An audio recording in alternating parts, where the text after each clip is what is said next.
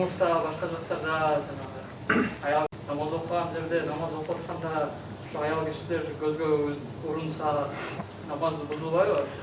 Экинчи суроо жанагы чыркы жакта жүргөн кыздар боюнча да. Каякта жүргөн? Ошону көбүнчө эркектерге эскертип берсеңиз, устаз, негизинде көбүнчө жаш кыздар барып, мисалы Россияда жүргөндөрдө билет болуш керек, бүт эле жанагындай электронный сигарет чегишип аткан кыздар көбүнчө Турцияда. Аны эртеге кайсы жакка карайсыз, кыска? Туура эле. Аллах таалам ыраазы болсун. Эртеңки маселе. Же Көкчарда, же резиденция тарапта. Кудайым ынсап берип калса резиденция тарап, ынсап бербей барса Көкчар тарапта. Жерге баратсак жакыныраак. Маселе мындай. Биринчи сурооңуз, жумушта аялдар бар.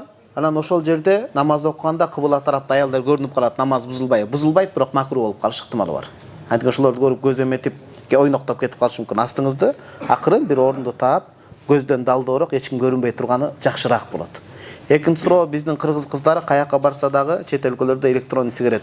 Ал сырттагылар эмес, менин байкаган ичинде деле чегип атышат аны. Толтур экен азыр. Электрон сигаретти чегип атышат экен. Анан ушул биздин эл негизи жакшы эл. Анткени могу түз онлайндан сабак көрүп аткандар зейни түшүп, жаман негатив болуп калбасын. Негизинен жакшы элбиз буюрса. Бардык эл жакшы, алардын катарында биз жакшыбыз. Ушу такси кызматында иштегендерден Кудай акы суранат элем.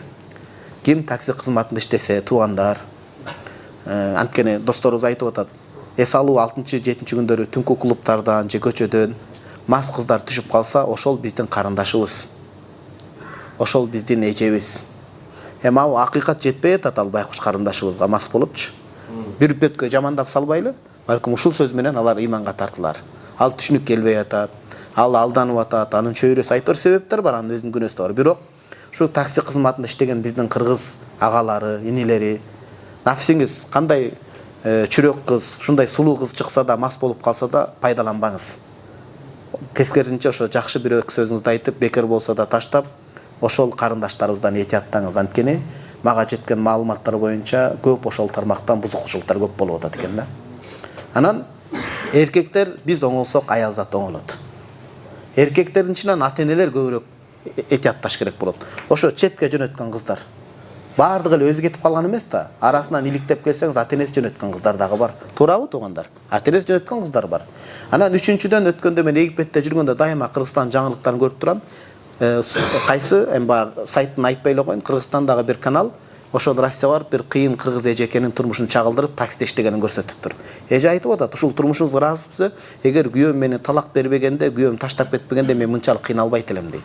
Көрсө күйөөсү муну бул эже ушунчалык катуу иштейт экен, күйөөсүнө жардам болсун деп иштеп жүрсө, үйүнө бала күйөөсү ооруп калса, баласын караган нянка эже алып келсе, ошону менен зина кылып кетиптир да, деген намысы жок эркекчи. Ошол чек болду дейт да, анан баламды өзүм багып атам, күнү түнү да багып атам. Ошол эжени көрүп кадимкидей көөдөнү мындай тырышты да. Күнөөнүн баарын ошол эжеге арта салган болбойт да. Айтып атат, мен жолук салынбаган эже экен, бирок жүрөгү таза экен, айтып атат, кыргыздын кыздары бузулуп кеткендер бар. Айтам, бирок укпайт, сиздин эмне ишиңиз бар дегендей. Ошон үчүн эркектер биз оңололу. Биз ордуна коелу. Ата-энелер ушул акча үчүн кыздарын жөнөтпөсүн. Кыргызстанда да жумуш орду болуп атпайбы?